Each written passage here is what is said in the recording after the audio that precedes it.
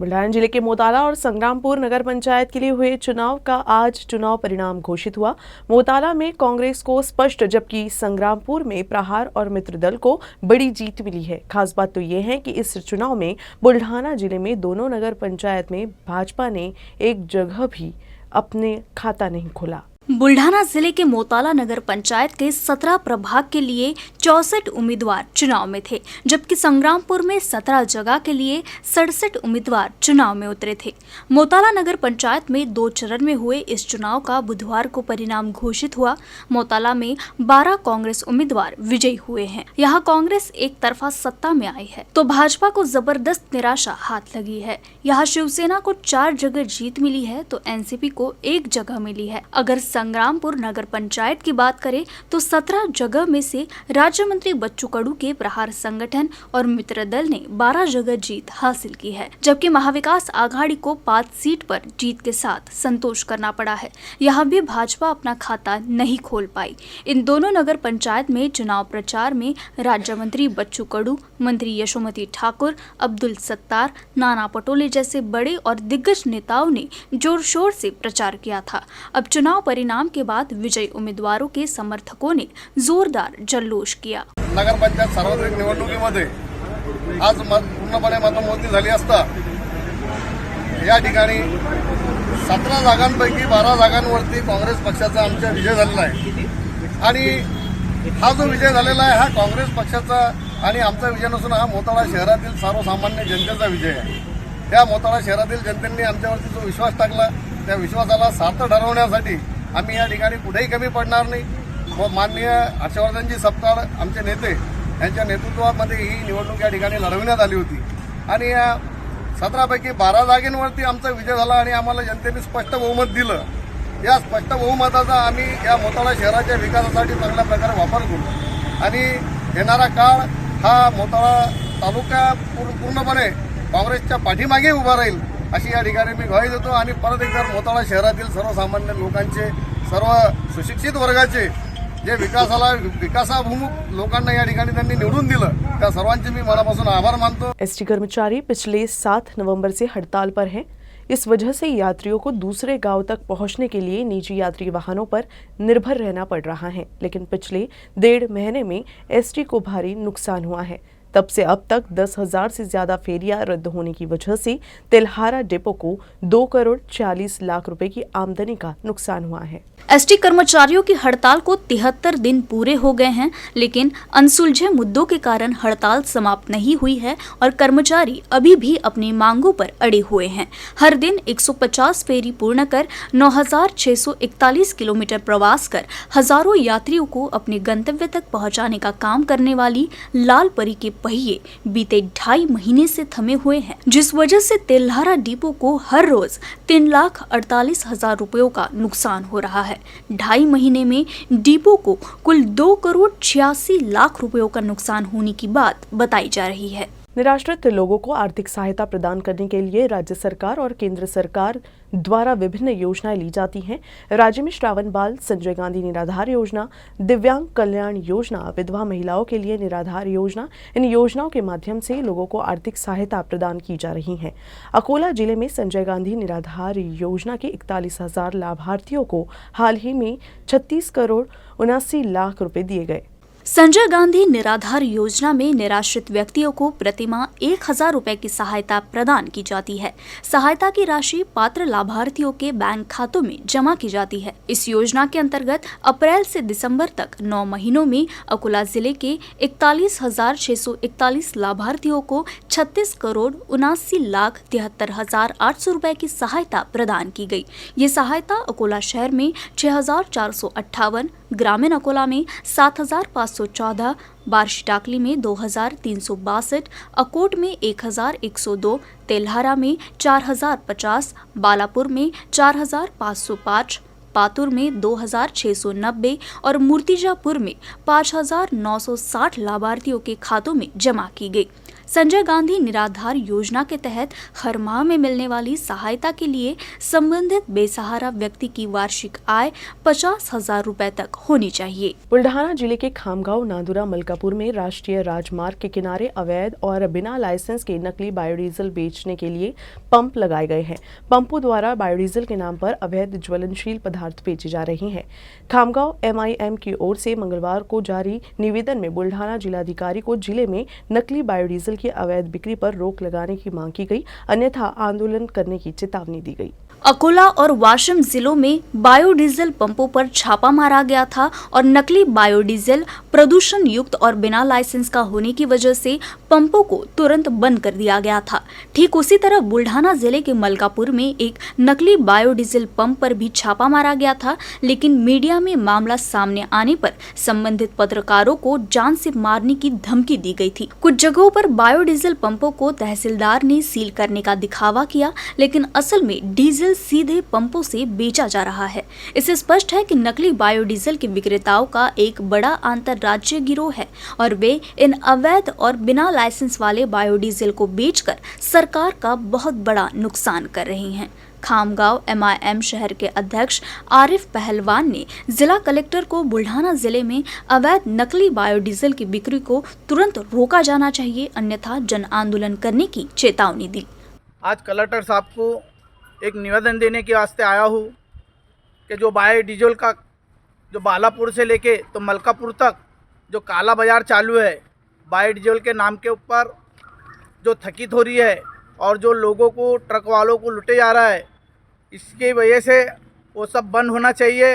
इस पे मीडिया वालों को भी लगभग धौंसना मिल रहा है, वो जो काला बाज़ार कर रहे हैं उनसे भी मैं कहना चाहता हूँ जैसा कि भाई ये कलेक्टर साहब को निवेदन दे के इसमें मैंने पूरी तकरार लिखी हो, आज तकरार दाखिल कर रहा हूं मैं कलेक्टर साहब का ने कि पूरे पंप जितने भी बालापुर से लेकर मलकापुर तक बंद होना चाहिए, नहीं तो मैं 26 तारीख को कलेक्टर ऑफिस के सामने बड़ा आंदोलन करने वाला हूँ। अकोला जिले के निम्बी मालोकार गांव में ग्रामीणों के सहयोग से भारत रत्न डॉक्टर बाबा साहेब अम्बेडकर प्रवेश द्वार नाम से गांव का प्रवेश द्वार बनाया गया था, लेकिन राष्ट्रीय महामार्ग के चौड़ीकरण के वजह से प्रवेश द्वार हटा दिया गया, जिसके बाद अब ग्रामीणों ने फिर से गाँव में प्रवेश द्वार बनाने की मांग करते हुए प्रशासन को निवेदन सौंपा। अकोला जिले से होकर गुजरने वाले राष्ट्रीय महामार्ग पर महसपुर, निम्बी मालोकार और लाखनवाड़ा गांव है। साल 2013 में निम्बी मालोकार गांव के ग्रामीणों ने ग्राम पंचायत से एक प्रस्ताव पारित करवाकर जन सहयोग से गांव में एक प्रवेश द्वार बनवाया था। इस प्रवेश द्वार को भारत रत्न डॉक्टर बाबा साहेब अम्बेडकर का नाम दिया गया था, लेकिन राष्ट्रीय महामार्ग के चौड़ीकरण के दौरान प्रवेश द्वार को हटा दिया गया, जिसके बाद अब ग्रामीणों ने फिर से गाँव में प्रवेश द्वार बनाने के लिए निवेदन सौंपा है। देश भर में फार्मास्यूटिकल क्षेत्र में काम करने वाले सभी बिक्री संरक्षण कर्मचारियों ने बुधवार को एक दिवसीय राष्ट्रव्यापी हड़ताल पर रहे हैं। Federation of medical and sales representative association of India ने 16 मांगों को लेकर हड़ताल का आह्वान किया है। कोविड-19 की दूसरी लहर में कंपनियों के हमले और कार्रवाई की तीव्रता बढ़ गई है। इस विकट परिस्थिति में राज्य और केंद्र सरकार की जन विरोधी, मजदूर विरोधी नीति के खिलाफ सभी चिकित्सा प्रतिनिधि देश के अन्य ट्रेड यूनियनों के साथ संघर्ष कर रहे हैं। इसी के तहत बुधवार को एक दिवसीय आंदोलन का आह्वान किया गया। कर्मचारियों ने बताया कि कई राज्य सरकारें MR मुद्दे पर आंखें मूंद रही हैं और उनका शोषण कंपनी के मालिक कर रही हैं। इससे पहले 22 सितंबर 2019 को FMRAI प्रतिनिधि मंडल ने केंद्रीय श्रम मंत्री से मुलाकात की थी और उन्हें चिकित्सा प्रतिनिधियों पर हमले और अवैध गतिविधियों से अवगत कराया था। MR के मुद्दे को देखने के लिए 3 दिवसीय समिति का गठन किया गया था। कार्रवाई के लिए FMRAI और उसकी सभी राज्य शाखाओं ने केंद्रीय श्रम विभाग को एक पत्र भेजा था। हालांकि कई वर्षों से लंबित दवाओं और चिकित्सा उपकरणों की कीमत में कमी और दवाइयों को GST से छूट देने की मांग को लेकर केंद्रीय रसायन और उर्वरक मंत्रालय कई बार निवेदन कर चुका है, लेकिन अब तक कुछ नहीं किया गया है। आज आमचे शिकपाचे प्राध्यापक ND पाटील यांना आम्ही 2 मिनिटं श्रद्धांजली वाहून आज 19 जानेवारी जे भारतात आणि महाराष्ट्रात वैद्यकीय प्रतिनिधी सर्व संपावर आहेत आणि आज संप आम्ही पूर्ण महाराष्ट्रात आणि भारतात हा एकाच वेळी एकाच ठिकाणी कलेक्टरला मेमोरंडम देऊन आमच्या ज्या मागण्या आहेत आम्ही कलेक्टरद्वारे पंतप्रधान आणि मुख्यमंत्र्यांना देण्यात येतील। अकोला पुलिस अधीक्षक की विशेष टीम ने तिल्हारा स्थित उकली बाजार में एक घर में छापा मारकर शराब का जखीरा जब्त किया है। इस कार्रवाई में आरोपी को हिरासत में लिया गया है। पुलिस को जानकारी मिली कि एक वाहन से शराब की अवैध बिक्री की जा रही है। पुलिस ने मार्ग में नाकाबंदी करके एक वाहन चालक को हिरासत में लिया। पूछताछ में उसके पास के बैग का निरीक्षण करते समय स्थानीय शराब टैंगो पंच कंपनी की 5 पेटी शराब जब्त की गई, जिसकी कीमत 14,400 रुपये बताई गई है। इसके अलावा एक दोपहिया वाहन को जब्त किया गया। आरोपी के खिलाफ तिल्हारा थाने में मामला दर्ज किया गया है। ये कार्रवाई पुलिस अधीक्षक जी श्रीधर के मार्गदर्शन में अपर पुलिस अधीक्षक मोनिका राउत, पुलिस निरीक्षक विलास पाटिल और विशेष दस्ते ने की। बुलढाना जिले में कांग्रेस प्रदेश अध्यक्ष नाना पटोले के खिलाफ हुए आंदोलन के मामले में पुलिस ने कई भाजपा कार्यकर्ताओं के खिलाफ मामला दर्ज करना शुरू कर दिया है। पुलिस ने अब इस मामले में खामगांव और शेगांव में 18 आरोपियों के खिलाफ विभिन्न मामले दर्ज किए हैं। कांग्रेस के प्रदेश अध्यक्ष नाना पटोले के बयान ने कांग्रेस और बीजेपी के बीच एक नया विवाद खड़ा कर दिया है। वीडियो सोशल मीडिया पर वायरल हो गया है, जिसको लेकर भारतीय जनता पार्टी ने नाना पटोले की गिरफ्तारी की मांग की है।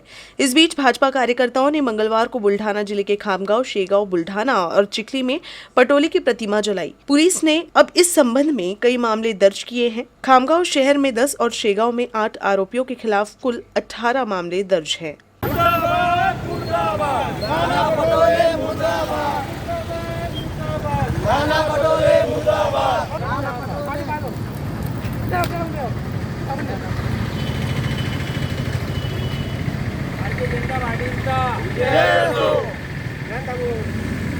अमरावती जिला परिषद के मुख्य कार्यकारी अधिकारी अविशांत पांडा की नवीन अवधारणा के साथ जिले में 59 नए आंगनवाड़ी स्थापित किए जाएंगे। क्या है अमरावती जिला परिषद का सुपर 60 प्रोजेक्ट, आइए देखते हैं इस खबर से।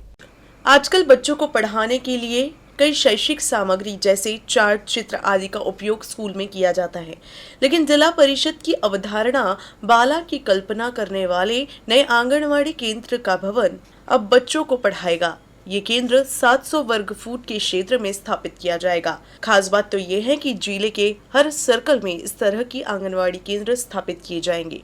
बाला आंगनवाड़ी केंद्र का मकसद बच्चों की सक्रिय शिक्षा है, ताकि बच्चों का चौतरफा विकास हो सके।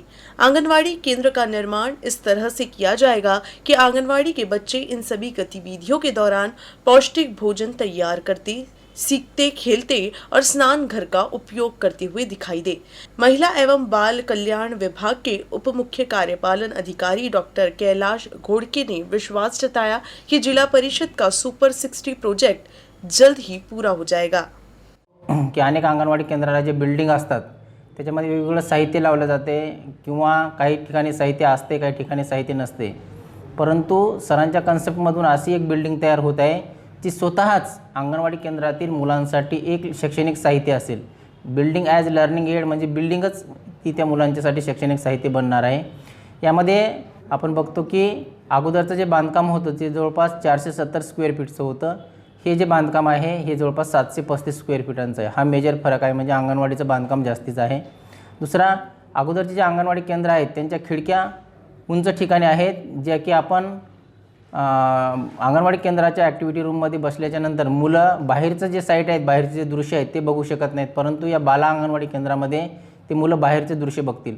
आताच्या अंगणवाडी केंद्रांच्या जर खिडक्यांच्या जाळ्या बघितल्या तिथे मुलांना काही ॲक्टिव्हिटी करता येत नाहीत, परंतु बाला अंगणवाडी केंद्रातील ज्या खिडक्या राहतील त्याच्यामध्ये मुलं वेगवेगळ्या प्रकारच्या ॲक्टिव्हिटी करतील, जसे की त्यामध्ये लावलेले मणी एका ठिकाणाहून दुसऱ्या ठिकाणापर्यंत नेणे किंवा इतर काही छोटे गोल लावलेले असतील, कडी लावलेले असतील, त्या एका टोकापासून दुसऱ्या टोकापर्यंत नेणे, किती गोल लावलेले आहेत ते मोजणे, त्याचा रंग कसा आहे तो पाहणे, म्हणजे ते खिडकीमधून पण ते मुलांना शिकायला मिळेल। दुसरी महत्त्वाची कन्सेप्टमध्ये सध्याच्या प्रस्थापित अंगणवाडी बांधकामामध्ये किंवा अंगणवाडी इमारतीमध्ये किचन आणि स्वयंपाक टॉयलेट यामध्ये दोन्हीमध्ये जाण्याचा एकच रस्ता आहे, म्हणून किचनचा दरवाजा हा वेगळा असावा आणि टॉयलेटचा दरवाजा हा वेगळा असावा, ही मुख्य कन्सेप्ट आहे। बाला परियोजना को UNICEF वित्तीय सहायता दी जा रही है, साथ ही NREGA द्वारा भी वित्तीय निधि उपलब्ध कराई गई है। बाला द्वारा संचालित यह आंगनवाड़ी केंद्र गर्भवती माताओं के साथ साथ बच्चों को भी सुविधा प्रदान करेगा। मुख्य कार्यकारी अधिकारी अविशांत पांडा ने कहा कि जल्द ही जिले में 59 आंगनवाड़ियां स्थापित जाएगी।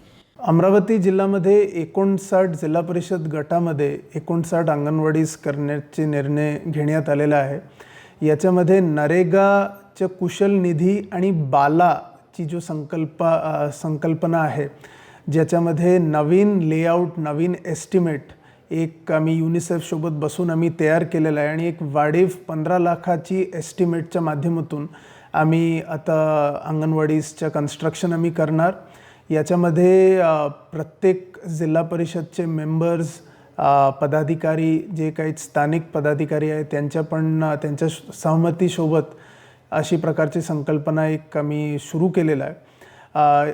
टोटल याच्यामध्ये नवीन जे बालाचे एलिमेंट्स आहे, वरांडा असो, त्याच्यामध्ये एम्फी थिएटर सीटिंग आहे। युवा स्वाभिमान पक्ष के विजयी प्रत्याशियों और कार्यकर्ताओं ने जमकर नारेबाजी की। इस मौके पर पार्टी प्रमुख विधायक रवि राणा ने विजयी उम्मीदवारों को मिठाई खिलाकर बधाई दी। नगर पंचायत चुनाव के लिए वोटों की गिनती सुबह 10 बजे शुरू हो गई। महज 1 घंटे में 17 सीटों के परिणाम घोषित हो गए। कांग्रेस को पिछले चुनाव की तुलना में 3 सीट अधिक मिली है। 12 प्रभाग में स्पष्ट बहुमत हासिल कर तिवसा में कांग्रेस ने अपना दमखम दिखाया है। शिवसेना को 4 सीटों पर जीत मिली, जबकि वंचित बहुजन गठबंधन को 1 सीट पर संतोष करना पड़ा। खास बात यह है कि तिवसा में भाजपा अपना खाता भी नहीं खोल पाई। कुछ यही स्थिति एनसीपी की भी थी। एनसीपी को करारी हार का सामना करना पड़ा है। कांग्रेस की जीत से पार्टी के कार्यकर्ता काफी खुश है और जबरदस्त जल्लोष कर रहे हैं। तिवसा नगर पंचायतीवर पुन्हा एकदा काँग्रेस सत्ता आलेली आहे। आपल्यासोबत यशोमतीताई ठाकूर आहे, जाणून घेऊया त्यांची काय पहिली प्रतिक्रिया आहे। ताई, काय सांगाल, तिवसा नगरपालिका पुन्हा तुमची एकाची सत्ता आलेली आहे। ताई, नगर पंचायतीवर पुन्हा एकाची सत्ता आलेली आहे, काय सांगाल? बरं, एक मिनिट, जनतेने आम्हाला कल दिलेला आहे आणि जनतेच्या अपेक्षेप्रमाणे आम्ही काम केलं पाहिजे। मागच्या 10 वर्षामध्ये आम्ही भरपूर डेव्हलपमेंट तिवसामध्ये केली। आपण बघत असाल, येता जाता त्या ठिकाणी आम्ही मोठं काम नक्कीच केलेलं आहे आणि जी कामं राहिली होती ती कामं आता पूर्णत्वास न्यायची आहेत। जे निवडून आले ते आमचे आहेत, जे महाविकास आघाडीमध्ये आहेत तेही आमचे आहेत आणि जे पडले तेही आमचे आहेत। सगळ्यांना सोबत घेऊन आता कामं करायचे, हा विषय। विरोधकांनी खूप चिखलफेक केली होती, विरोधकांना काय संदेश? काही चिखलफेक खरं राजकारणासाठी करणं गरजेचं नसतं आणि ज्या खालच्या दर्जाची चिखलफेक आता होते आहे, किंबहुना इलेक्शनमध्येच नवे अमरावती जिल्ह्यामध्ये आपण बघितलं असेल की चुकीच्या गोष्टी त्या ठिकाणी होतात आहे, हे गरजेचं नाही आहे। सगळ्या जनतेला कामं पाहिजे असतात आणि कामं आपण केली पाहिजे आणि ती आम्ही नक्कीच करतोय, पुढच्या काळातही करू। एकंदरीत जर आपण पाहिलं तर तिवसा नगरपंचायतीचा विकास याही पेक्षा वेगाने आपण आता करणार असल्याचं मत यशोमतीताईंनी आपल्यासोबत बोलताना व्यक्त केलेलं आहे। तो वही भातकुली नगर पंचायत में युवा स्वाभिमानी पार्टी ने वर्चस्व कायम रखा है। भातकुली नगर पंचायत में 17 में से युवा स्वाभिमानी को 9 सीट, जबकि भाजपा 2, कांग्रेस 1, शिवसेना 3 और निर्दलीय को 2 सीट मिली है। भातकुली नगर पंचायत में युवा स्वाभिमानी को मिली जीत से पार्टी के कार्यकर्ता काफी उत्साही है।